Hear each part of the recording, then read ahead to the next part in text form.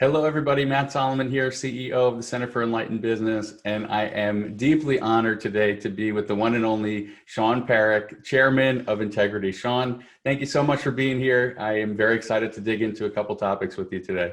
Well, pleasure is all mine. Thank you for inviting me, and really happy to connect with you and partner with you always.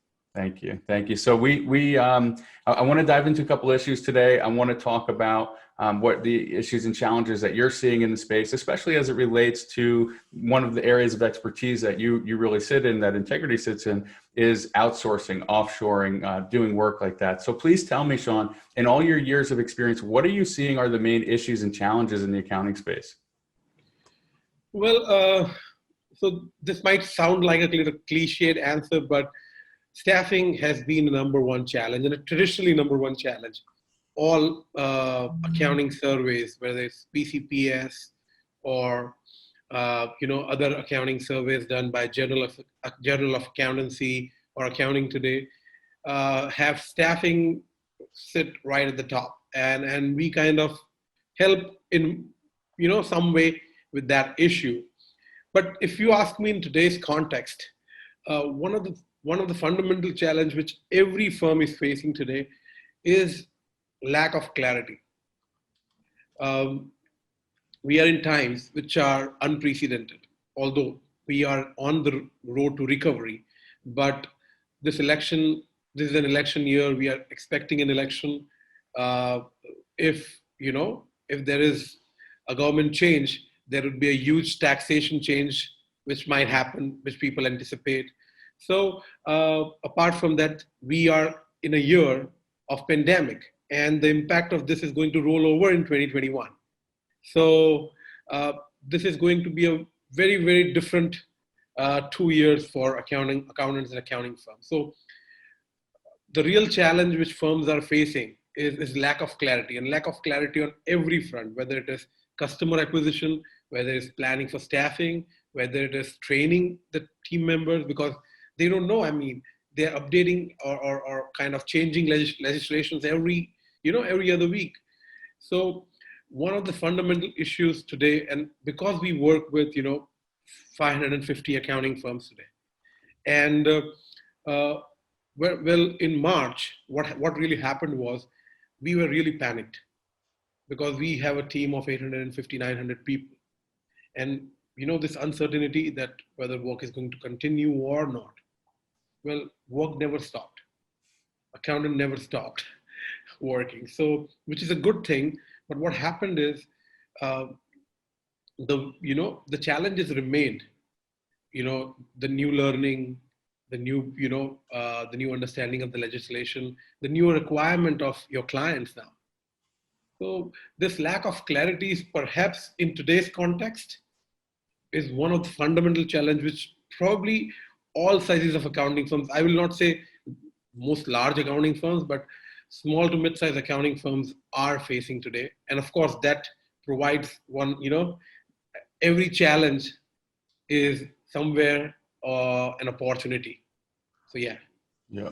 And I want to dig in quick, and then I want to understand what you're seeing as the outlook. But there's, from what I understand, from what I've heard over the years, there's a lot of stigmas and I think even misconceptions around outsourcing, offshoring work. Can you speak to that for a minute? Just, what are you seeing? What of that is true, and also what's not true when people think about it? Let me thank you for asking this question. People often don't speak, and we would always want to speak if, it's a reality. People have a mindset around offshore hiring or offshore staffing. And if it is, we should always speak. So people typically don't speak because there is some kind of a stigma or kind of perception around it. A perception is, I'll give you 3 top reasons of perception. First is data security and confidentiality, paramount importance. There has been not a single call of a prospective client that we have made where this question has not come up. So that's number one. Second thing is basically, what would my client think if they come to know, or if I tell them? And the third one is, what would my employee think? So these are the 3 stigma, or I can say these are the 3 perceptions around offshore hiring, which really sometimes the firm, thinks that, we should not be going forward with offshore hiring because of this three mindset. Now, if you ask me, how is this changing, especially after pandemic? We recently did a podcast, and the podcast title was, "Is Stigma Around Offshore Staffing Changing?" Honestly, it's great. It is, because, suddenly what has happened is the whole world has gone remote. We used to educate accounting firm, you used to educate accounting firm that remote working is a flexibility that you should opt in.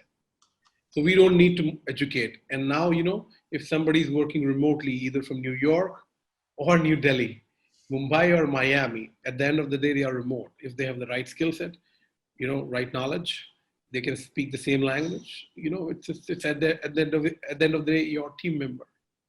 So I think the stigma is changing.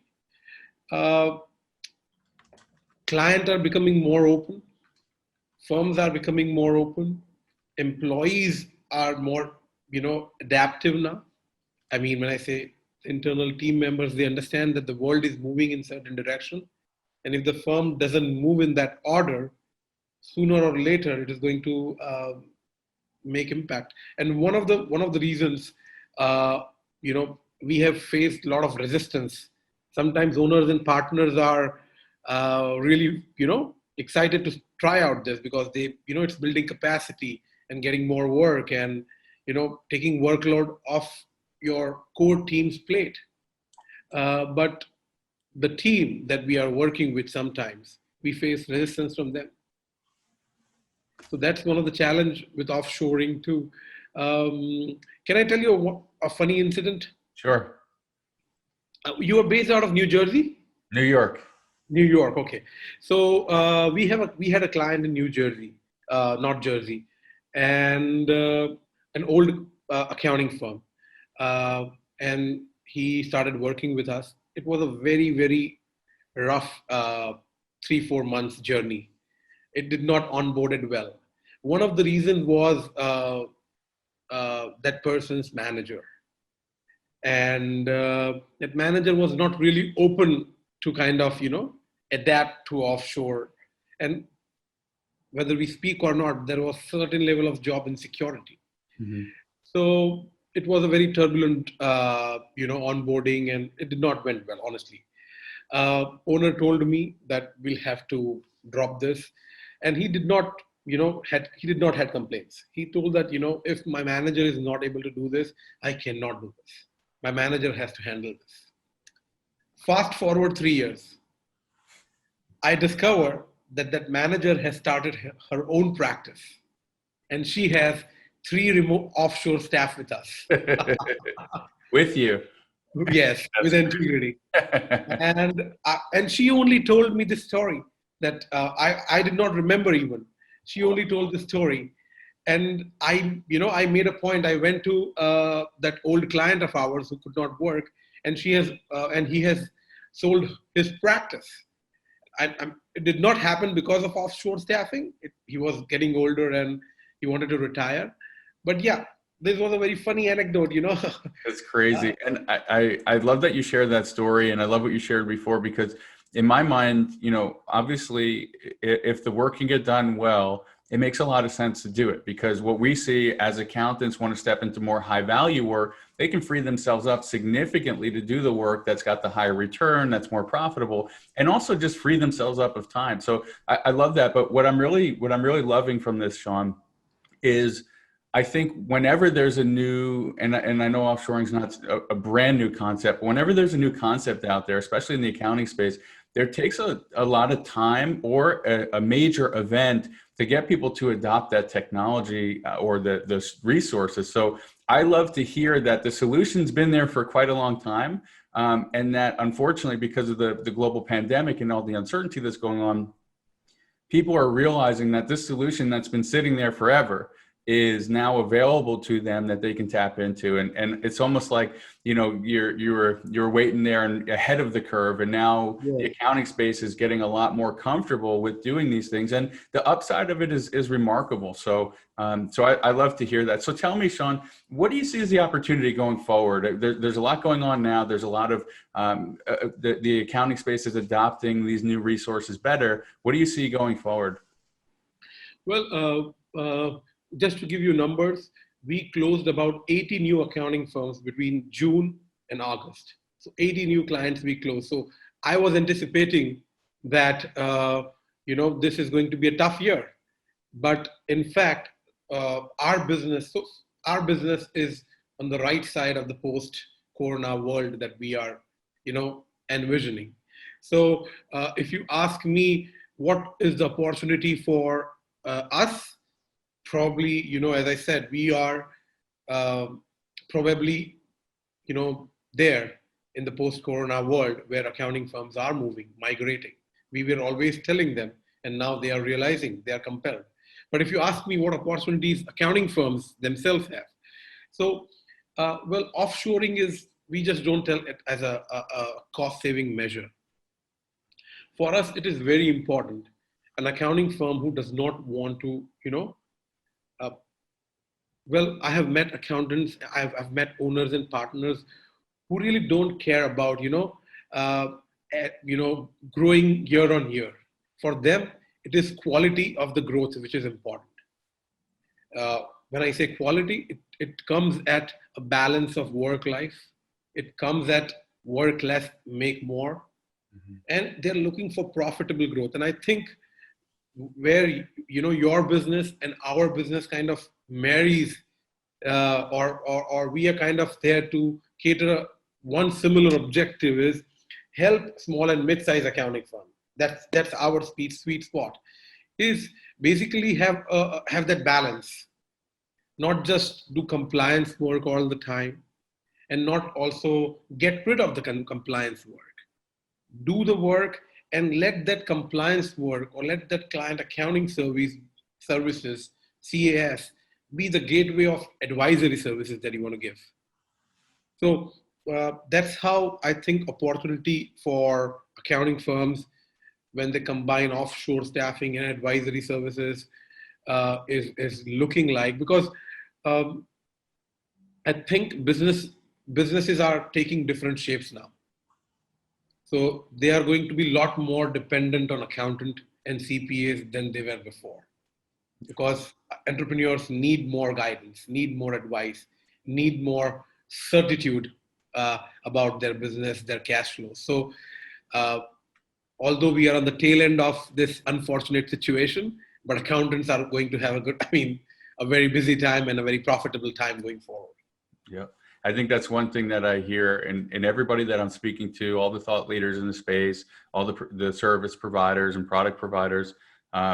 This is a massive opportunity for the accounting firm. And I think some firms are going to kind of sit back and wait for things to kind of even out and get normal again. But for some firms, for the most profitable firms of the future, they're taking advantage of the right tools, resources, technologies, and moving forward and using the disruption to embrace a change as opposed to try to find out how to just even everything out and go back to normal. This is an amazing time for a lot of firms out there.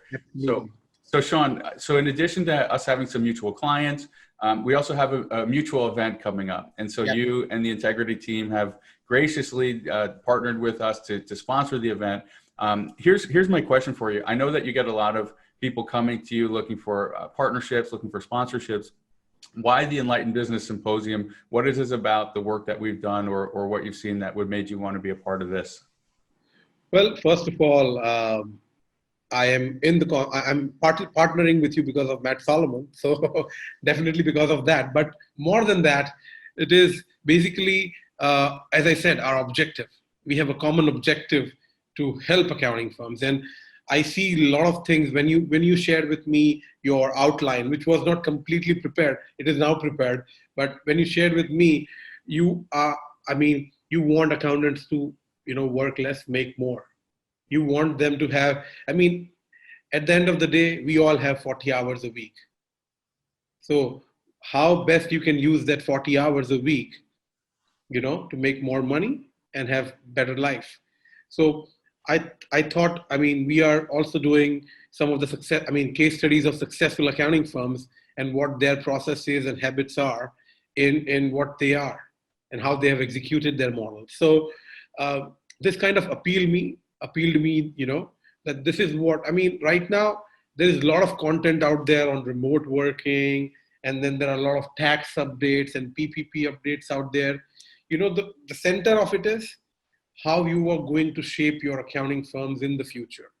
And that's what probably we are at the heart, what we are trying to do. So there are a lot of updates and, things which, how to do a virtual meeting, how to do a remote working. So we are going to address tech trends, definitely, but our core is to how to upgrade the accounting firms and make it ready for the new world that we have entered or we are about to enter. So that's probably something I liked, and of course, that's where we said that we would be coming in. Yep, I love it. And I think at one point, there's the concept of competition around, like how do we, there's only so much opportunity for an accounting firm to grow forward. But what I love is how we're coming together, because there is a common set of values of serving accounting firms and helping them move forward. So it's an honor to have you there. And for anybody, just one more point. Yeah. Well, when we did this conference, few of our clients are common clients. A lot of people have really great reviews and feedbacks about Center for Enlightened Business. So that was a big boost for me. So you came in, was kind of an invite, and I have to just say yes. So it was a good opportunity, win-win for us. Yeah. That's awesome. I appreciate that. We certainly did our vetting before we invited anybody in to join us too. So we've heard great things.